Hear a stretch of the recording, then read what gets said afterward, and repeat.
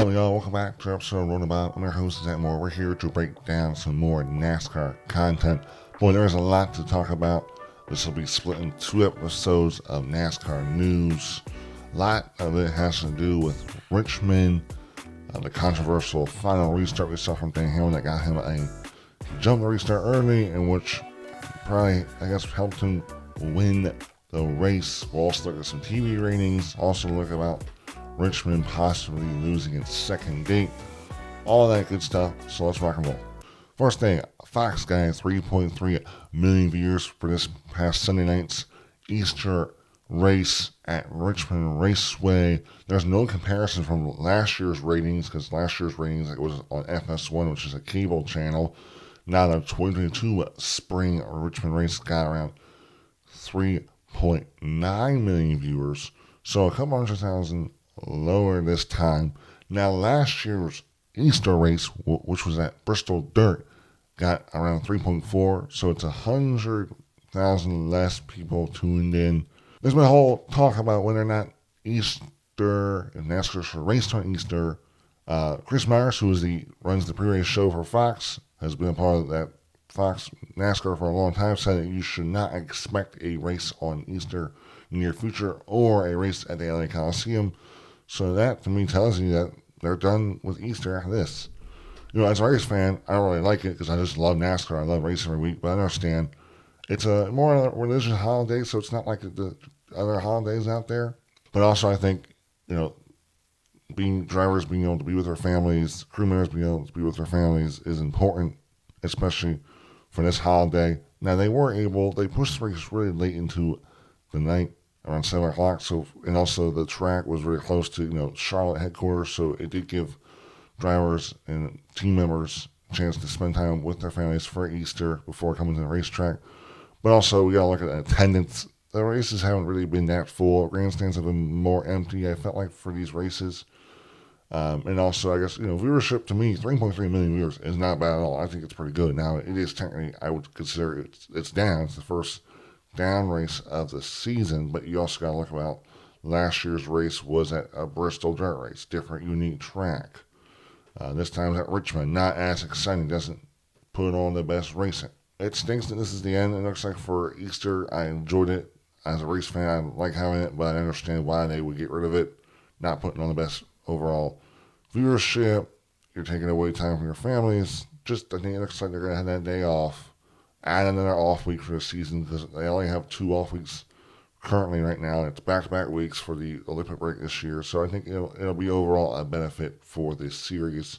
Besides that, to me, it's still a good week when it comes to NASCAR viewership, in my opinion. Next thing, Jordan Bianchi came out with an article kind of arguing about that Richmond should lose its second date.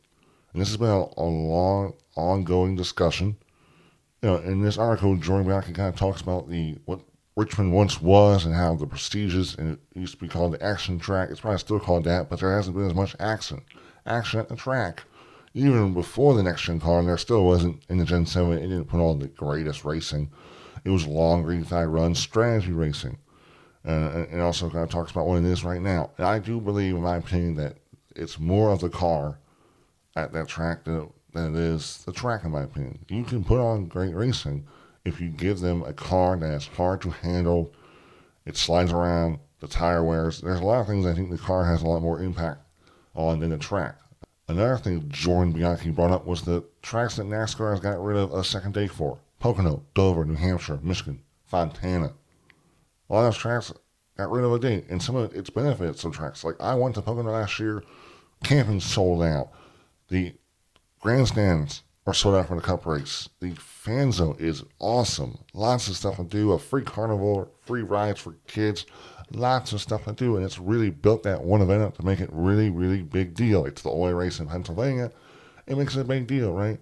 And I think this is the best way to go. As tracks downsize, I think it's a good idea to give tracks one event. They really can focus all their attention in that one event and really make it a big deal. Make it a big event. A must-see event that fans should go to. Now, there's only so many tracks in this country that, are ovals and fit the suitable style that NASCAR is looking for. An interesting quote Denny Hamlin brought up about Richmond losing a day and, where it could go, where this day could go in the future, I think where else are you going to go, right? Hamlin said. NASCAR owns it. So they're going to want to go to another NASCAR track. If they have another NASCAR track, that's already got a day as well. So yeah, this is a NASCAR-owned track. NASCAR owns almost like half the tracks. The other half are owned by Speedway Motorsports, SMI. NASCAR's not going to give SMI a track. There's North Wilkesboro, there's Kentucky that can always bring opportunity. And the only other, I think, NASCAR-owned track is Chicagoland. That I think Chicagoland would put on incredible racing. Because this car, I've heard, it drives really good. The racing can be good when you let this car spread out, multi-groove racing. It's when this car runs really well, like the mile and a half. But NASCAR already has a race in Chicago area, so they're not going to give it another date. And really also brings up is the fact that NASCAR is looking to go international. Canada, in my opinion, that most likely they're going to go Canada next year. They're going to go to Montreal and race at that track, that road course, that also F1 races in. Mexico has been thrown around, but I think the most likely is Canada. There was already talks. It was supposed to be this year that they were going to run that track.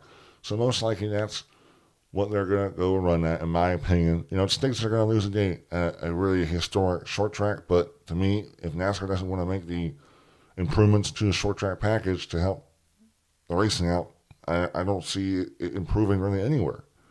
And the thing is, even the road courses, that racing has been not so exciting. I think this racing has improved the amount of halves, and it's made the racing tighter, but it's made it harder to pass. We're not seeing the same old racing as we saw in the Gen 7 area. And there's a lot of reasons for that. I'm not going to go over it. I've gone over them 1,000 times now. But yeah, stinks that Richmond's losing a date, but I understand they want to go international, and it's the easiest way to go international is get rid of a race at a racetrack that hasn't put on the best racing.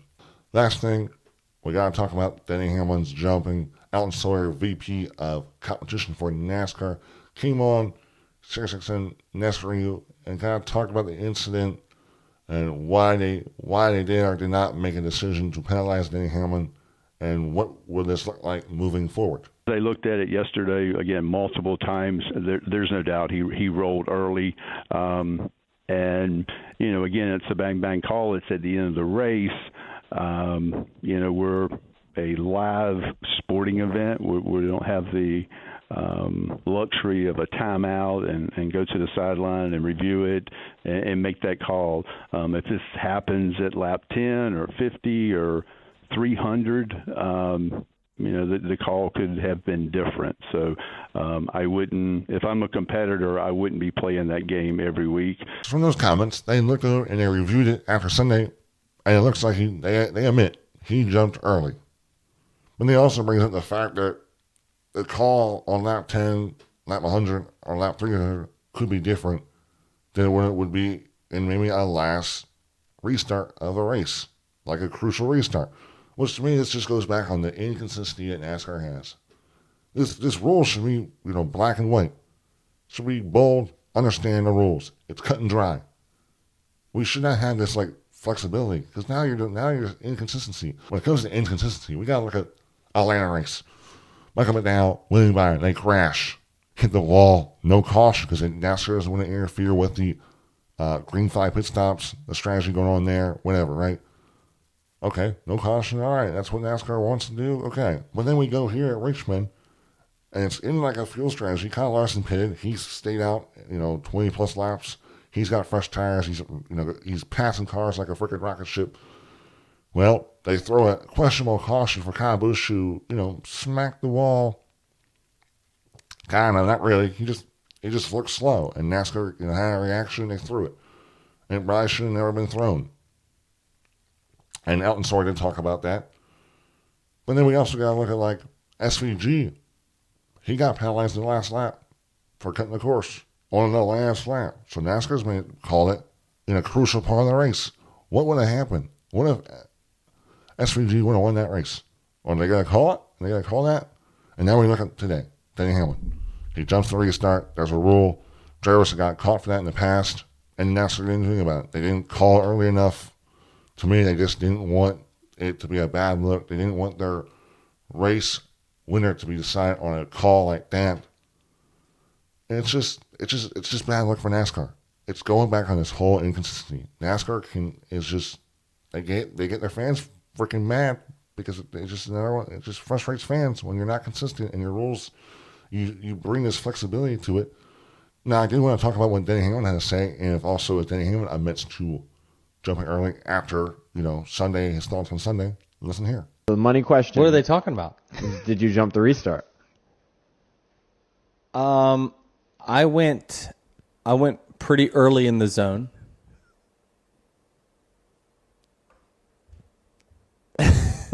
What? No, I just thought you were going to continue your thought. No, it's a zone. It's a restart zone. That was a really awkward silence in that clip, but Denny Hamlin does admit that he did jump the restart a couple 2 feet early in the zone. Last night didn't miss. Dalton Sawyer did say if I was a competitor not be playing games in the restart zone. Well, Joe Logano has some interesting thoughts about that. He was on the SiriusXM NASCAR radio show. Take a look. I tell you one thing, if I get black flag for doing that next week, I'm going to be pissed. He said if he got black flag for jumping the restart next week, he'd be pissed. Which makes sense because they didn't call it here. Why now they're going to call it? It's going back to their whole inconsistency. Now, it's kind of funny. Speaking of Joe Logano, Denny Hamlin actually kind of gave an explanation of why he might have jumped early in the restart zone. And then I'm looking in the mirror to see, okay, how close is the car behind me? And clearly, Joey is laying back. And, if we really want to get into technicalities, you should not be laying back. But he laid back enough to where I could see him start to creep towards me. At that point, I'm thinking in my head, I'm not going to let him roll to me and then as soon as the gap closes, take off, because then he's got an advantage. He's going to be pushing me. He's going to pull out of line. He dictated the restart, not me. So in that clip, he talks about Joe Logano laying back in the restart zone.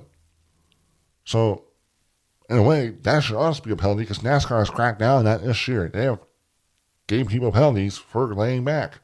And that's almost the reason why Denny Hamlin jumped early is because he is the control car. He deserves that. He should have the advantage. Everyone goes off of his movement. While Joe Logano is trying to time that movement. And Denny Hamlin talks about how the more mile per hour you're building on that, the more forward movement is happening, you're gonna keep that going into, turn one when you're braking. So in a way, Joe Logano should get penalized too, and NASCAR missed that. Why did they not penalize Joe Logano? So almost in a way, that's almost why Denny Hamlin accelerated. It's because he didn't want to lose the advantage of being the leader, which makes sense, right? And also, he also talks about, I think Kyle Larson also was laying back too. NASCAR had a video of Steve Letarte and Todd Gordon talking about this and breaking down the whole restart, which does show Kyle Larson and Joe Logano both laying back. Denny Hamlin did kind of bring up Martin Truex in that clip, but I don't think Martin Truex, he was pretty even with Denny. He didn't look like he was trying to creep, but that's probably what Denny saw. He was one in the race car driver, but yeah, that's another thing. Also, Denny Hamlin did kind of chirp back about all the hate he's been getting and all from his haters recently on social media. I sure wish someone would come out with a new paint scheme or something. Ain't y'all tired of talking about the same thing for 48 hours now? Our team won the race because of pit crew, not the restart. Y'all just sour. Get over it. And I actually agree. I believe the race was dictated on pit road. He had a freaking, his pit stop, his team had a freaking rocket stop. And the 19 didn't. And he got out front and he won the race on pit road. He had the advantage. He had the jump.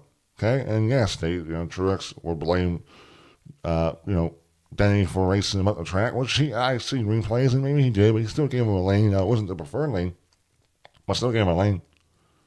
So I just think, look, Denny's the most hated guy. He's the villain guy. He's cocky. He's good. He says a lot of crap.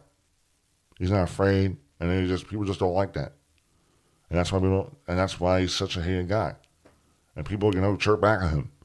But after everything I've heard from the reason why Denny Hamlin jumped the restart and kind of made me accelerate too early in the zone, he did. But it's because he didn't want to lose the advantage from people laying back like Joey freaking Logano did. And that's why he did. So in my opinion, Joey Logano did nothing wrong. It's just that NASCAR is not consistent enough. They're inconsistent. The rules are not cut and dry. And hopefully they'll learn from this, and they probably will. And hopefully we'll see a lot more, they'll hammer down. inconsistent. They're not consistent. And I keep saying that freaking word. But this is a NASCAR issue, not the drivers. The drivers are just doing the best for their interest. They're just trying. Denny Hamlin's trying not to lose his advantage, and Joey Logano is trying to push the limits of getting the best opportunity for him to make a move with Denny Hamlin. So technically, Denny Hamlin did something wrong, and Joey Logano did something wrong, but none of them got penalized. And Denny Hamlin won the race, and Joey Logano finished second. Well, thank you guys for watching. If you want to subscribe, you can. If you want to like the button, you can. If you don't want to do any of that, that's fine. Thank you guys for watching. I'll see you next one. Goodbye.